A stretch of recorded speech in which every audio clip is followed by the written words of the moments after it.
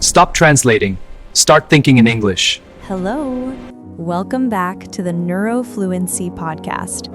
Let me ask you something personal. In your native language, you are fast. You are intelligent. You are funny. You are sharp. Your thoughts move quickly. Your personality flows without effort. But in English, something changes. The same mind, the same intelligence, the same ideas, yet suddenly there's a pause, a hesitation, a small internal silence before every sentence. And in that silence, something uncomfortable happens. You don't sound like yourself. You sound smaller, slower, less powerful than you really are. Not because you lack vocabulary, not because you lack grammar, but because before every sentence, your brain takes a detour. Idea, translation, reconstruction, then speech. And by the time the words arrive, the moment has already moved on. But what if the problem isn't your English? What if the problem is the route your thoughts are taking? To understand this, we need to look at what really happens inside the brain the moment you try to speak, not emotionally, neurologically. Because once you see the mechanism, you can't unsee it. And that's where everything begins.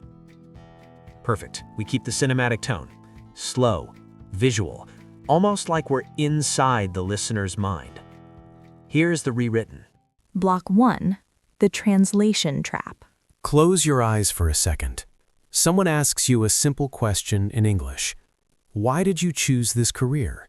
It's not a hard question. You know the answer.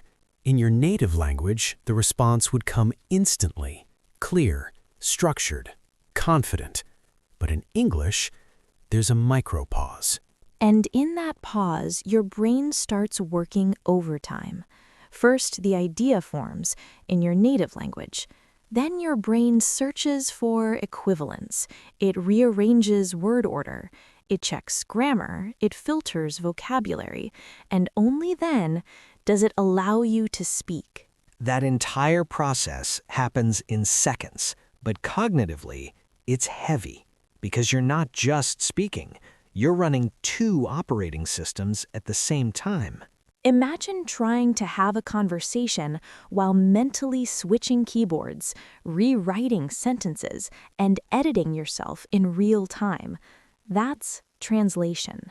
And here's the invisible cost.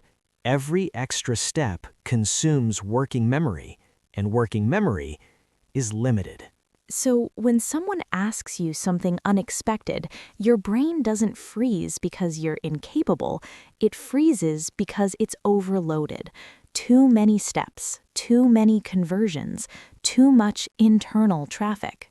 Translation isn't evil. It's useful at the beginning, but if you never leave it, it becomes a bottleneck. And that's why intelligent people can sound hesitant in English, not because they think slowly, but because their thoughts are taking the longest possible route. But this isn't just a theory. Cognitive science has studied exactly what happens when the brain depends on translation and what changes when it finally stops. Block 2. The study case. What science reveals. Let's step inside the brain for a moment. In cognitive psychology, there's something called working memory. It's the mental space where thinking happens, not long-term memory, not knowledge storage, the active space, the mental desk where ideas are built. And here's the important part. That desk is small. You can only place a few things on it at the same time. Now imagine what happens when you translate. On that small mental desk, your brain must hold the idea in your native language, the search for equivalent vocabulary, grammar adjustments, word order restructuring, pronunciation monitoring, all before you even speak. That's cognitive overload. And research in bilingual processing shows something fascinating.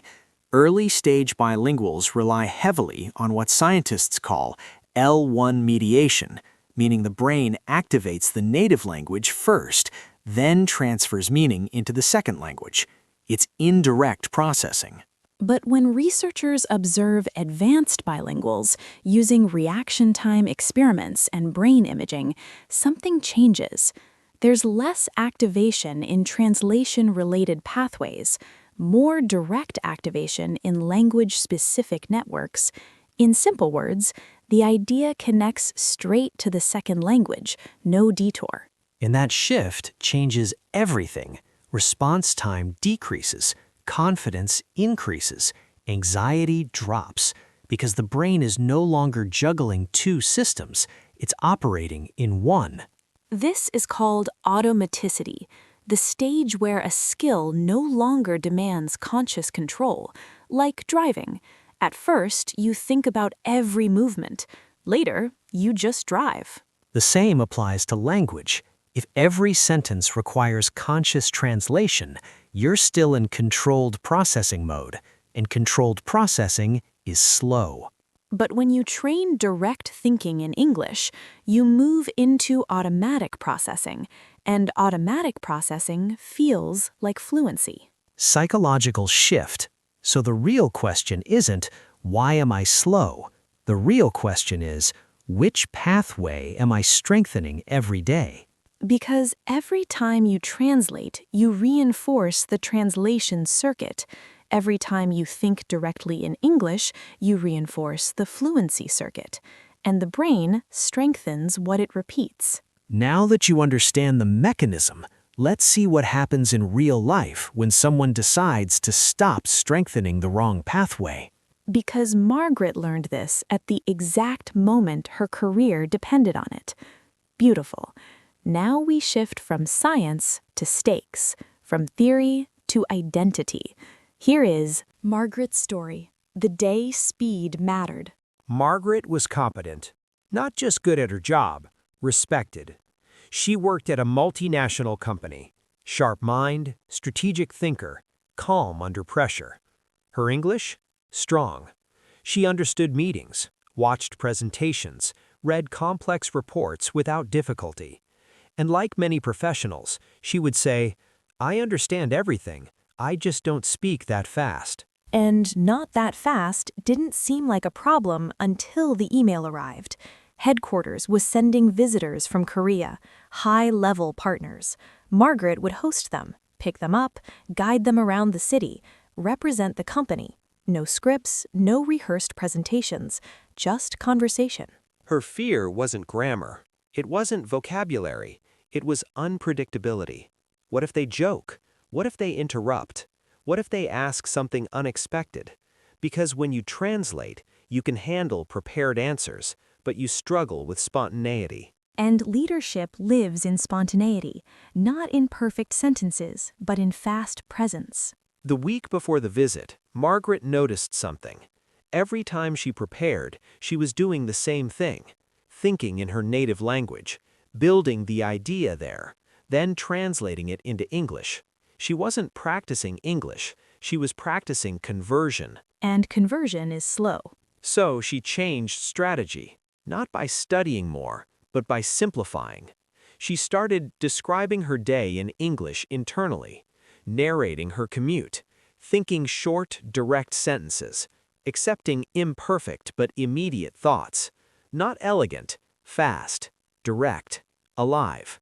At first, it felt unnatural, then lighter. The visitors arrived. Car ride, small talk, unexpected questions, and something different happened. Margaret didn't translate, she responded, not perfectly, but immediately.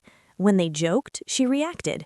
When they asked about the city, she improvised. When conversation shifted, she flowed with it. And that's when she realized, confidence doesn't come from perfect grammar, it comes from cognitive speed. At the end of the visit, one of the executives said, "You're very comfortable in English." That sentence meant more than a compliment.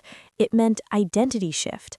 She wasn't someone who understands, she was someone who participates. A few months later, she got the promotion. Margaret didn't become more intelligent. She stopped slowing herself down. And maybe the question isn't whether your English is good enough. maybe the question is, are you still thinking through a language instead of thinking in it? Perfect. Now we go deeper. This is no longer about technique. This is about identity. Block 4. When language stops being a subject. There's a moment in every language journey when English stops being something you study and starts becoming something you use. Most people never reach that moment, not because they lack knowledge, but because they never change roles. When you think in your native language, you are not assembling sentences. You are expressing identity, your humor, your opinions, your personality. It's immediate. But when you translate into English, your identity gets filtered, simplified, delayed, edited. And over time, something subtle happens. You start believing, I'm not as articulate in English. I'm not as confident. I'm not as intelligent.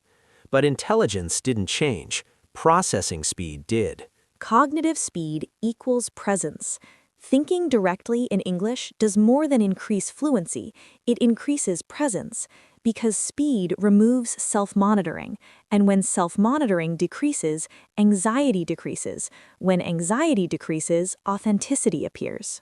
This is why some people with basic vocabulary can sound confident, and others with advanced vocabulary sound uncertain.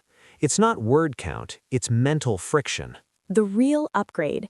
Fluency is not when you know more words, it's when you stop needing permission to use the ones you have. It's when your brain trusts the process enough to let thoughts flow without supervision. And here's the uncomfortable truth. If you continue translating, you are reinforcing hesitation. But if you allow imperfect, direct thought, you are reinforcing fluency. And the brain strengthens what it repeats. Direct question. So who are you becoming every day?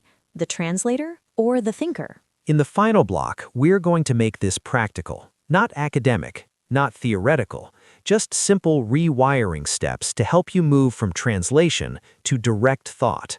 Because once the mind shifts, speech follows. So how do you actually stop translating? Not by forcing yourself, not by trying to think faster. You start smaller, simpler. Step 1. Shrink the thought. Don't translate complex ideas, reduce them. Instead of thinking, I'm feeling slightly overwhelmed because of my workload, think, I have too much work. I'm tired. This is a lot. Simple thoughts travel faster. Speed grows from simplicity. Step 2. Narrate your reality. During your day, describe what's happening. In English, silently. I'm walking. It's cold. I need coffee. That meeting was strange. Not perfect English, direct English. Step 3. Allow imperfection. Translation seeks correctness. Thinking seeks movement. Fluency is movement. Every time you allow a slightly imperfect but immediate sentence, you strengthen the direct pathway, and the brain learns this is safe. The core truth. You don't become fluent when you know everything. You become fluent when your brain stops interrupting you. And that shift begins the moment you stop translating and start trusting simple, direct thought. If this episode made you see your English differently, if you realized you're not slow, just overloaded, then this is exactly what we do here. We don't just teach English, we rewire the mind behind it. So follow the channel and join us in thinking, not translating. And now we want to hear from you. Be honest. When you speak English, do you still translate in your head, or are you already starting to think directly? Write your answer in the comments, because awareness is the first step to rewiring. And remember, don't just study English, rewire your mind to think in it.